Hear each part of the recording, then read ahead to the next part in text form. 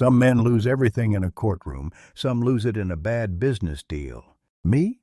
I lost mine in a hospital room at 2:47 in the morning, holding the hand of the only woman I ever truly loved and making a promise. I already knew it was going to cost me everything, but I made it anyway because that's what you do when someone you love is dying. Spectrum Health, Butterworth Hospital smells like industrial cleaner and quiet desperation. I know that smell now better than I know my own cologne. I'd been living in the family waiting room on the 4th floor for 11 days straight, surviving on vending machine coffee and the fish. Sandwiches my buddy Ray kept dropping off from Cottage Bar downtown. The nurses on the ward, good women, tough women, the kind of women who've seen it all. They'd started leaving a pillow and a blanket on the corner chair for me without being asked. Clara was in room 412, 52 years old. Pneumonia that moved faster than anyone expected, hit her kidneys and then hit everything else. The doctors used careful, measured language with me. Rapid progression, multi-organ involvement. We're doing everything we can. What they meant was say what you need to say. I held her hand every hour I was allowed in. Her fingers were cold in a way that had nothing to do with the room temperature, and I kept rubbing them like I could fix it, like I could friction her back to life if I just tried hard enough. She looked so small in that bed. Clara was never a small woman, not in personality, not in presence. She filled every room she walked into. Seeing her reduced to wires and beeping monitors and an oxygen mask fogging up with each shallow breath, I kept thinking this can't be right.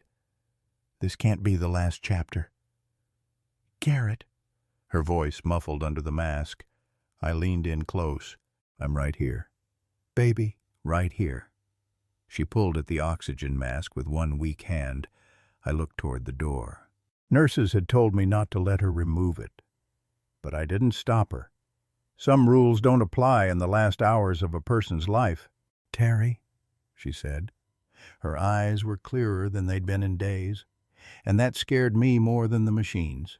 That kind of clarity has a name. Everybody in the family knows it. Nobody says it out loud. I kept my face neutral. He's on his way. Clara. That was mostly true. Terry was in Grand Rapids. Whether he was on his way depended on your definition. Promise me. Her grip tightened around my fingers, surprising me with its strength. Promise me you'll take care of him. Don't leave him behind. Garrett, he needs you whether he knows it or not. I looked at her face, at the 15 years written in the lines around her eyes, the dinner parties at our house on Cascade Road, the Sunday mornings in our kitchen on Fuller Avenue, the way she'd laugh at her own jokes before she even finished them. I thought about Terry. I thought about the $70,000 company truck he drove, the allowance that hit his account every first of the month like clockwork, the 2 college programs he'd ghosted, the factory apprenticeship he'd walked out of after 4 days because, and I quote, "It smells like sawdust, and I'm not doing that." The whisper campaign he'd been running for 15 years to Clara's family, Evelyn, Richie, all of them, calling me a blue-collar gold digger who'd latched onto the Vance family name, Terry Vance, who hadn't called his mother in 3 weeks until a nurse phoned him about her condition. And Clara was asking me to promise to take care of him. I looked her dead in the eyes. I promise, I said. I'll make sure he gets exactly what he's got coming to him. Clara smiled. She heard what she needed to hear. I meant every word of it. She passed 4 hours later, just before sunrise. The machines flatlined at 6:19 a.m. on a Thursday. I sat there for a long time before I called anyone. Just me and her in the pale gray light coming through the window. I cried. I'm not going to dress that up. I'm 56 years old and I sat in a hospital chair, and I wept like I hadn't since my mother died because Clara Pierce was the real thing. She was it for me. I've never regretted loving her, not for a single second. What came next? That's a different story entirely. Welcome to Dad's Raw Revenge. Hit that like button, drop a comment below letting me know where you're watching from. This story is going to take you somewhere. They buried her on a Tuesday in March at Woodlawn Cemetery on the northeast side of the city. Cold ground, cold sky. About 40 people. I stood at the head of the grave in my good charcoal suit and shook hands and said thank you and held it together the way you have to. Hold it together in public. Terry stood across the grave from me in a jacket that cost more than some people's car payments, flanked by Aunt Evelyn Vance Lindell on his left and Uncle Richie Vance on his right, the Vance family triangle. Evelyn had the expression of someone who had been rehearsing this moment for 15 years. Richie kept adjusting his tie and glancing at me sideways like a man calculating square footage. They didn't look like mourners. They looked like buyers at an estate sale. The reception was at the house on Cascade Road. Clara's house, our house, the house I'd maintained and renovated and paid the property taxes on for 15 years without once putting my name on the deed because Clara had asked me to wait and I had loved her enough to wait. Neighbors brought food. Somebody had made a proper Detroit-style square pizza from Leo's over on Lake Drive. A woman from Clara's church chapter brought a full pan of baked mostaccioli that nobody touched because grief is weird that way. I stood in my own kitchen eating exactly nothing, running on black coffee and autopilot. The driveway ambush came around 3 o'clock in the afternoon. I'd stepped outside for air. February's cold had become March's cold, which in Grand Rapids is essentially the same thing with different light. I was standing next to my truck when I heard the gravel crunch. Terry, Evelyn, Richie. Terry's $70,000 Ram 1500 company vehicle, naturally, was parked right behind mine, gleaming and enormous like a monument to audacity. He had his hands in his pockets and a smile on his face that I can only describe as premature. "We figured now's as good a time as any," he said, without preamble, without a single word about his mother, who we'd buried 45 minutes ago. "You've had a good run, Garrett, really, but the free ride's over. Evelyn, the estate and the business both revert to Clara's biological family. We've already spoken to an attorney. Richie, it's nothing personal. It's just the Vance family built that company, and it belongs with the Vance family." He said it like he'd practiced it. He had practiced it, I could tell. I looked at the three of them. 15 years. 15 years of supply chain management and won. $5 million credit lines and lawsuits I personally funded to keep their inheritance from collapsing. 15 years of charging zero rent on manufacturing land that I owned outright. 15 years of being called a gold digger at family dinners by people who hadn't worked a full week in their adult lives. And Clara's body wasn't even cold. Terry jingled his truck keys. Casual, like punctuation. "So," he said, smiling that smile. "What do you say, stepdad?" I looked at them for a long moment. Then I lowered my head, let my shoulders drop, let out a long, slow breath, the kind a defeated man releases. "If that's what you want," I said quietly. "You can have it." Evelyn blinked. Richie looked almost disappointed. He'd been ready for a fight. Terry's smile widened into something that could only be described as triumphant. "Careful, son. You just picked up something you don't know how to carry." I turned and walked back into the house to finish my coffee. The trap was already set. They just didn't know it yet. I was back at my desk at Vance Pierce Design and Furniture Corp. by 7:30 the following Monday morning. The headquarters building sits on Granville Avenue Southwest, a converted industrial brick structure that Clara had redesigned from the ground up 12 years ago. Exposed ceiling beams, custom walnut reception desk, showroom floor lined with $8,000 dining sets that gleamed under warm gallery lighting. She had an eye for things like that. The building looked like a magazine cover. What it looked like and what it was. That was always my department. I set my coffee down, opened my laptop, and began making a list. Not a revenge list, a maintenance list. There's a difference. Revenge is emotional. Maintenance is just stopping work you were never obligated to be doing in the first place. My phone rang at 8:45. David Fox. David has been my corporate attorney for 9 years. He's the kind of lawyer who irons his dress shirts at midnight and keeps annotated copies of the Michigan Business Corporation Act on his nightstand. He is not a dramatic man by nature, which is why what happened when he walked into my office 20 minutes later genuinely surprised me. He didn't knock. He walked straight in, dropped a 4-inch stack of files onto my desk with a sound like a gunshot, and stood there with his tie loosened, which for David Fox is the equivalent of a total psychological breakdown. "Tell me," he said, "that you did not agree to hand them the company." I leaned back in my chair. "Good morning, David. Garrett." His voice had dropped to that register attorneys use when they are physically restraining themselves. "You built the operational backbone of this entire business. You own the land under those warehouses. You are the personal guarantor on a $1.5 million credit line. We have options. I can tie these people up in probate court until Terry Vance is collecting Social Security. David, the product liability case alone gives us leverage. David." He stopped. "Drop the transfer papers," I said. "Full transfer. 100% of the corporate shares to Terry Vance." Dead silence. He stared at me the way a man stares at someone who has just announced they're stepping off a perfectly functional bridge. "You're not grieving yourself into a bad decision," he said slowly.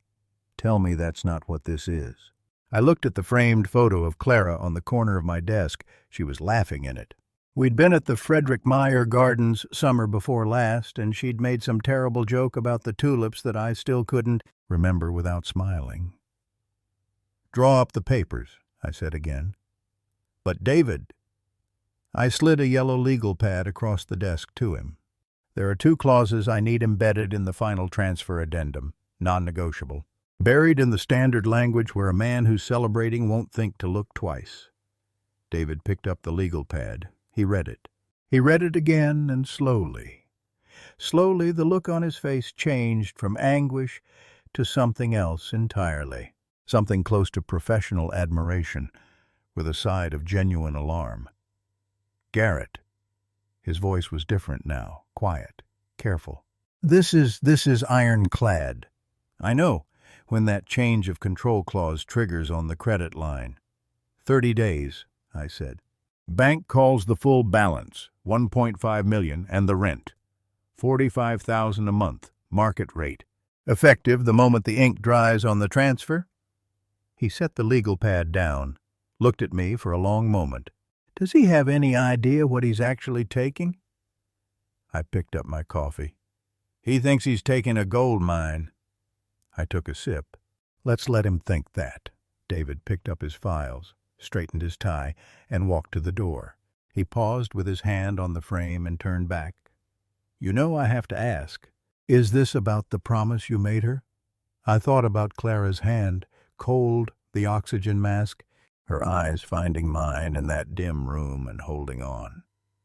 "Yeah," I said, "it is." He nodded once and left. What followed was the quietest 4 weeks of my professional life. Terry and the Vance family circle were under the impression that they had broken me, that the driveway confrontation had cracked some structural beam inside Garrett Pierce and sent him shuffling toward surrender. I know this because Richie Vance, a man constitutionally incapable of subtlety, was spotted having a celebratory dinner at Sanchez Bistro on Monroe Center with 2 men I recognized as commercial real estate brokers. He was already mentally redeveloping my warehouses. Let him dream. I moved through those 4 weeks methodically, surgically. Each morning I came into the office, did my work, and quietly, carefully removed myself from the infrastructure I had personally built around this company like load-bearing walls. The first wall.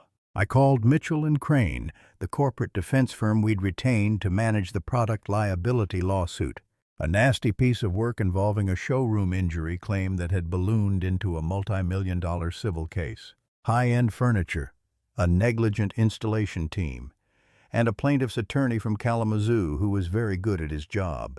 I'd been funding the defense myself out of my own pocket for the better part of a year, $60,000 to $70,000 in billable hours already.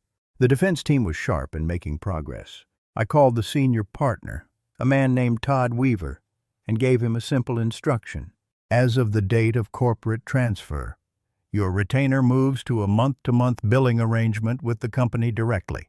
No more personal funding from my side, pause on the line, and the company is going to be able to sustain those billing rates I let a beat pass.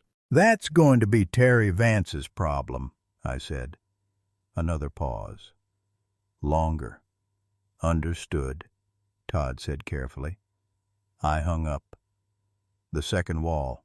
I called First Commerce Bank on Ottawa Avenue, specifically the commercial lending officer who managed our credit facility. Woman named Janet Roscoe, 15-year banker, no nonsense, the type who reads loan covenants the way other people read novels. Janet, I said, I need to confirm one thing on our commercial credit agreement, the change of control covenant. Upon transfer of majority ownership, the full balance becomes immediately callable, 30 days. That's still in the current agreement. I heard her pull up the file. Keys clicking. That's correct, Mr. Pierce. Standard clause. Change of majority control triggers an automatic review, and if the bank elects to call. 30 days, I said. 30 days, she confirmed.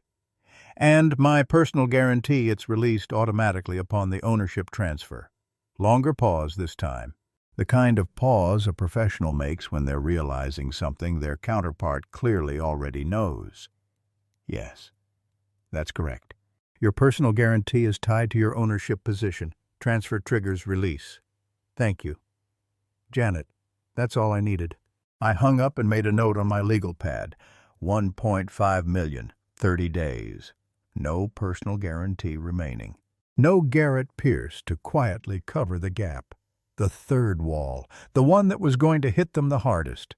I drove out to the manufacturing complex on the southwest side of the city, the Logan Holdings properties, 22 acres of industrial land that I had quietly purchased years ago, pre-marriage, under my private LLC. Clara's company had operated on it for free the entire time, not a dollar in rent. I'd personally absorbed the property taxes, the insurance, the maintenance. I never once asked for reimbursement. I did it because I loved her and I wanted the company healthy.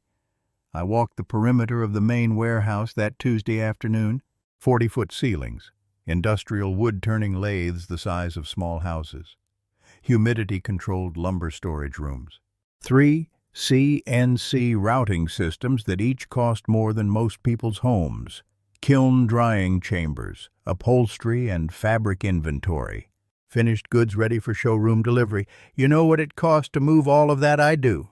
I priced it out, actually. Just to be thorough, industrial relocation specialists quoted me between $2.10 and $3. $4 million, depending on the destination. That doesn't include permits. Infrastructure build-out at a new facility, the 3 to 5 months of production shutdown during the move, or the customer contract penalties during that window. Terry Vance had approximately none of that money. What he had was a company truck and a monthly allowance that was about to evaporate. I went home that evening and called my property manager. Clara and I kept the land ownership private from her family to stop them from trying to leverage it for loans. I told him, the paperwork has always been sitting right there in the corporate vault. Terry's high-priced attorney has the files now. But he's so busy celebrating he hasn't bothered to look up the corporate registration for Logan Holdings, LLC. Trigger the automatic market rate realignment clause. What's market rate running out there right now, he asked. $45,000 a month. Silence. Per month, he confirmed. Per month. And if they don't pay? Then we file for commercial eviction, I said. And I padlock the building. Everything inside becomes subject to lien and seizure under Michigan commercial tenancy law. I could hear him writing. Got it. I'll have the documentation ready. I thanked him and ended the call. $45,000 a month, and he can't leave and he can't afford to stay. Welcome to the furniture business, Terry. The nights were the hardest part. I want to be honest about that.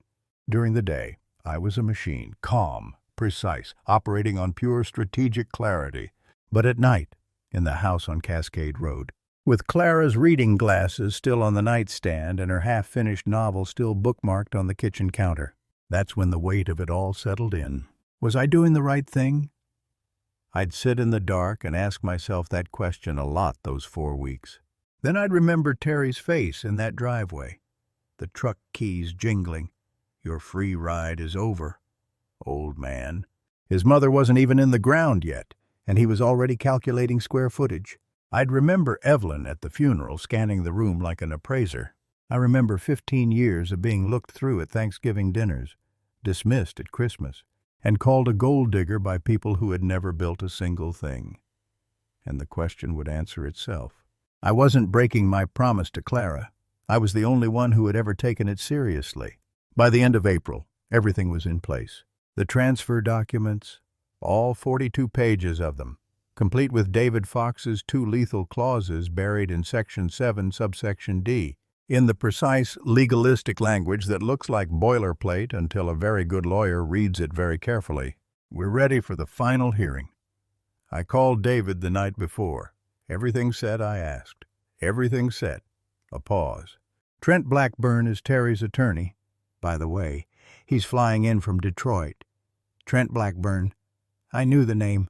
Aggressive, clears throat, probate litigator, big reputation, bigger invoices. The kind of attorney you hire when you want to make someone bleed in a courtroom. Except there wasn't going to be a fight. That's what Trent Blackburn didn't know yet.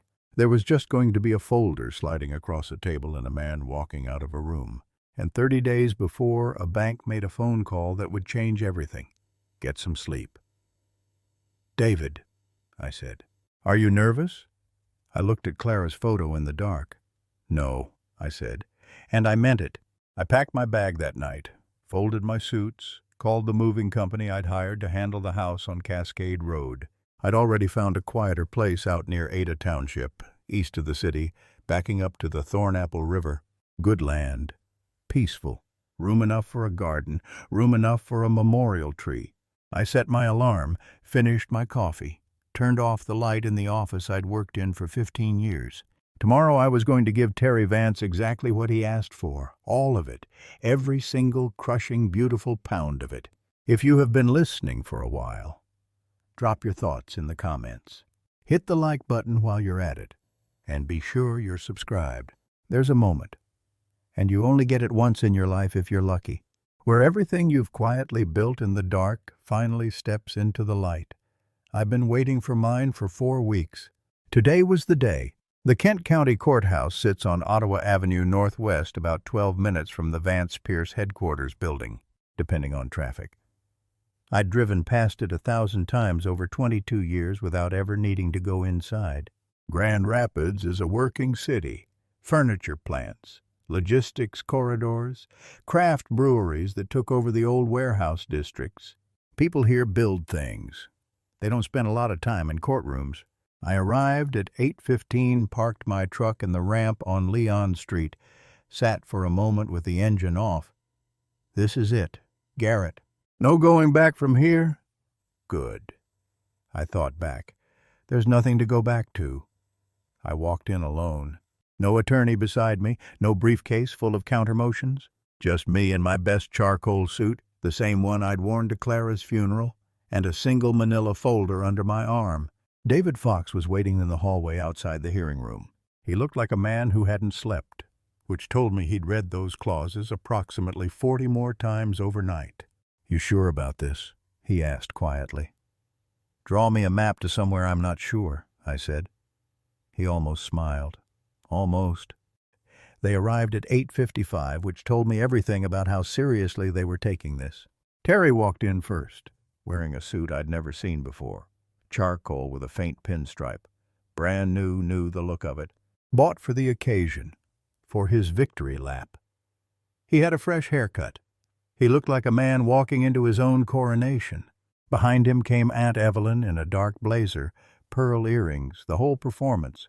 She was already scanning the room with the alert energy of someone who'd been rehearsing their winning face. Uncle Richie trailed half a step behind her, hands clasped, nodding at nothing, the human equivalent of a background prop. And then Trent Blackburn. I recognized him from his firm's website. Mid-50s, silver-haired. The kind of man who carries himself like every room he enters owes him something. He had a leather litigation bag that probably cost more than some people's mortgage payments, and he set it on the table across from mine with a practiced thud. The move of a man who does that for psychological effect. Amateur theater, I thought. But okay. Terry spotted me and smiled. That smile, the one I'd been watching for 15 years. Performative, entitled, just a shade past human. He settled into his chair, leaned back like he was getting comfortable on his own couch, and said, "Didn't think you'd actually show up." "Where else would I be?" I said pleasantly. "Thought maybe you'd skip town." He glanced at his relatives. Evelyn let out a sound that was half laugh, half confirmation. "Figured you'd fold." "You have no idea how right and how wrong you are simultaneously." "I'm a man of my word, Terry," I said. "Your mother knew that." The smile flickered, just for a half-second, then it came back, harder. Trent Blackburn set his reading glasses on his nose and opened his legal pad. "Let's get this done efficiently. Mr. Pierce, my client is prepared to accept the full transfer of corporate shares upon your execution of the final addendum. Once that's complete." "That's fine," I said. He blinked. He'd prepared for resistance. "That's fine. That's fine," I repeated. I opened my manila folder, pulled out the 42-page document, signed the final signature line where David had tabbed it in yellow, and slid the entire folder across the table. The room went quiet in a way that rooms don't go quiet by accident. Terry reached for the folder. Trent Blackburn got there first, professional reflex, and opened it to run his verification review. And that's where the morning changed. I watched Trent Blackburn's face the way you watch a storm front move across Lake Michigan. First, the slight furrow, something in the language catching his attention. Then the furrow deepening, his eyes moving back up the page, rereading. Then the stillness, the particular stillness of a man whose brain is moving very fast while his body goes completely rigid. The color left his face in stages like a slow drain. He flipped to the next page, then back, then forward again. "There it is," I thought. "Section 7, subsection D. Hello, Trent." Terry leaned over. "What? What is it?" Trent held up one finger. "The universal attorney signal for do not speak right now." Terry ignored it. "Trent, what are we looking at?" The attorney set the document down very carefully, the way you set down something that might be load-bearing. "The transfer is complete," he said slowly. "The shares are yours." Terry spread his hands. "So, we're good." "No." Trent removed his glasses. "We are not good." He kept his voice low, leaning toward Terry, but the hearing room had the acoustics of a chapel, and I heard every syllable. "By accepting these shares, you have legally assumed the full corporate debt ledger. The personal guarantee Garrett Pierce held on the commercial credit line, $1. $5 million, has been released automatically as of right now." Terry stared at him. So, I could have laughed. "So the bank has a change of control covenant in that credit agreement," Trent said. "With the restrained urgency of a man defusing a bomb in public, they can call the full balance within 30 days of ownership transfer, $1.5 million. Terry, payable in full. And Garrett's personal guarantee. The asset backing that bank was relying on. Just walked out with him." The silence that followed had a texture to it. "Evelyn, what does that mean called Trent?" "It means the bank can demand repayment of the entire credit line immediately." "Richie, can't we just refinance it or not without a personal guarantor with comparable assets?" Trent said flatly. He was already flipping back through the document hunting, hoping he'd misread something. He hadn't. "David Fox doesn't make those kinds of errors. And that's before we get to the lease." "Terry, what lease?" "The manufacturing property." Trent's voice had gone very quiet. "The warehouses, the production facilities, they're not owned by the company." "Terry, they're owned by Logan Holdings, LLC." He looked up. "Which is Garrett's private entity." The sound Terry made wasn't quite a word. "Effective today," Trent continued. "Logan Holdings is billing the company for commercial rent. Market rate." He found the clause, read the number, set the document down again. $45,000 per month, absolute silence. Then Evelyn. "That can't be legal. It's entirely legal," Trent said, and something in his tone had shifted. The professional aggression was gone, replaced by something that sounded almost like reluctant respect. It was always his land. He just never charged rent before. Terry turned and looked at me for the first time since the folder had crossed the table. Really looked at me.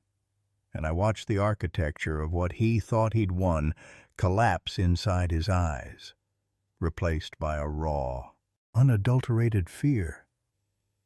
"This is a joke," he stammered, his voice losing its shine as he looked at his lawyer. "Trent, tear it up. We're reversing the transfer right now. The transfer is fully executed."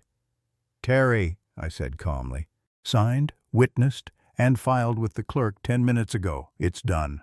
"There has to be a loophole," Terry barked, turning on Blackburn. "Find a way out of it." Trent was already packing his legal pad, slowly. The way a man packs when he's working out his exit from a situation he no longer wants to be associated with. "I'll need to review our options, but, Terry," he paused, chose his next words carefully. "You need to understand that moving the manufacturing equipment alone would cost you north of $2 million. You can't escape the lease by relocating. You don't have the capital. And if you miss a single rent payment—" "He can evict us," I said helpfully. "Padlock the building. Everything inside becomes subject to commercial lien. The inventory, the machinery, all of it." Terry stood up. His chair scraped back hard. "You planned this." His voice was tight, rising. "This whole thing. You planned this from the beginning." I looked at him steadily. "Terry," I said, "I gave you everything you asked for. I signed it myself. I didn't fight you in court. I didn't drag your mother's name through probate proceedings. I didn't call in 15 years of favors. I picked up my briefcase. Let you have what you asked for. This is my mother's company." His voice cracked on mother in a way that might have moved me if I hadn't watched him jingle his truck keys 48 hours after her funeral. "Your mother's company. I agreed, and you wanted it. So it's yours. The lease is yours. The lawsuit is yours." I buttoned my jacket. "The bank call in 30 days. That's yours, too." "What lawsuit?" Evelyn said sharply. Nobody had told her about the lawsuit. I looked at Trent. He looked at his legal pad. He didn't answer. "Oh, this was a good day." "There's a product liability case," I said pleasantly. "Showroom injury. The plaintiff's attorney is very motivated. I've been personally funding the defense team for about a year." I tilted my head. "I won't be doing that anymore." Richie made a sound like air leaving a tire. I picked up my folder, straightened my tie, and looked at the three of them.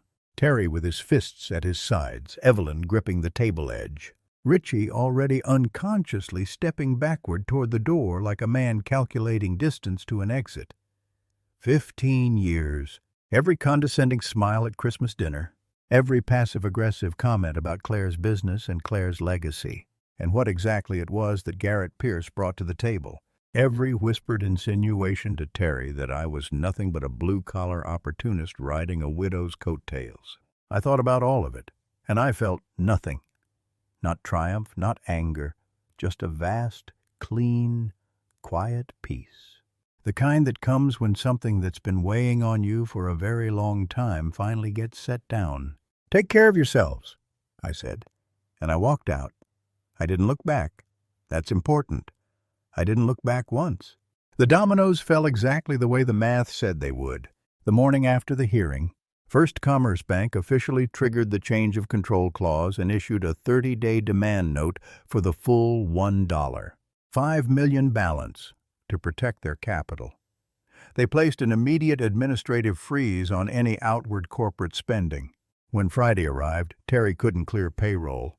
The 80 master craftsmen, who had zero loyalty to a kid who treated manual labor like dirt, walked off the floor immediately, leaving half-finished walnut dining tables sitting dead on the assembly lines. With the factory dark, luxury orders for showrooms in Chicago and Detroit went unfilled, triggering massive non-delivery penalties. By week 4, Terry defaulted on the $45,000 rent to Logan Holdings, LLC, and the bank stepped in to begin formal foreclosure proceedings on what was left of the corporate name. The product liability lawsuit landed its judgment in early June. The plaintiff's attorney, unburdened by the competent defense team I'd funded, moved through Terry's unprepared replacement counsel like a freight train. The judgment came in at $2.3 million. Terry didn't have $2. $3 million. He didn't have $45,000 for the second month's rent, either. I had the commercial eviction notice served on a Wednesday morning. My property manager padlocked the warehouse doors by Thursday afternoon. The industrial machinery, the lathes, the kilns, the CNC systems, the entire inventory of finished furniture became subject to creditor lien. The bank took the showrooms. The lawsuit plaintiffs went after Terry's personal assets, his truck. The $70,000 company paid Ram $1,500, the one he'd been jingling the keys to in my driveway. Got repossessed on a Tuesday in June. I heard about that secondhand, and I won't pretend I didn't feel a small, sharp satisfaction about it. Evelyn Vance Lindell, who had spent 15 years as the psychological architect of Terry's entitlement, stopped returning his calls somewhere around week 7. Richie Vance, who had been mentally redesigning my warehouses over dinner at Sanchez Bistro, was last reported attempting to re-enter commercial real estate in the Traverse City market. I heard they weren't speaking to each other anymore. Funny how the appetite for a feast disappears when there's nothing left on the table. But the Vance family never understood that a company isn't just a name on a building or a credit line at a bank. The true soul of that business was the 80 master craftsmen who spent their lives working the timber. When Terry defaulted on the rent, my landlord lien took legal priority over the machinery. I executed a quiet foreclosure sale, buying back the lathes, the kilns, and the tooling for a fraction of their value to satisfy the debt, locking the bank and the lawsuit plaintiffs out of the factory floor. I didn't let those 80 men pay for Terry's arrogance. I quietly rehired every single one of them under a new entity, Pierce Fine Woodworking, LLC. They went back to work in the exact same facility using the exact same tools, but this time they were backed by a personal fortune that would never let them down. I planted the maple tree in the backyard of the property near Ada Township on a Saturday morning in late June. The Thornapple River ran quiet behind the tree line, and the light came through the heavy leaves the way it only does in midsummer. Golden, green, and patient, I stood there for a long time with my hands in my jacket pockets looking at that young tree. Clara loved maples. She used to say they were the most honest trees. They show you exactly what season it is. I looked up at the sky, the kind of blue that doesn't apologize for itself. I'm sorry, Clara. My voice came out steadier than I expected. I know this wasn't the kind of promise you expected me to keep when you asked me to take care of him. I paused. The river moved. A woodpecker worked somewhere in the tree line. I tried to teach him. I offered him a seat right next to me for 15 years. Showed him the supply chains, the credit structures, the land portfolio, all of it. He didn't want a seat. He wanted to stand on my neck instead. I crouched down, pressed my palm flat against the base of the young tree. The bark was rough and cool and real. I realized somewhere along the way that I couldn't save a boy who decided he didn't need saving. I stood. So, I gave him exactly what he asked for. Clara. Every last piece of it. I just let him find out exactly what it takes to carry it. The wind moved through the maple. I don't know what I expected. Some sign, some absolution, some cinematic moment where the universe confirms you did the right thing. That's not how it works. That's not how any of it works. What I got was quieter than that.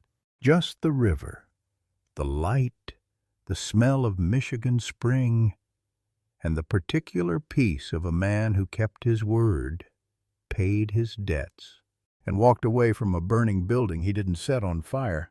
I went inside and made coffee, sat at the kitchen table by the window, and for the first time in 4 months, I wasn't tired. If you enjoyed this story, hit that like button, subscribe, and drop a comment below. Let me know where you're watching from. I will see you on the next one.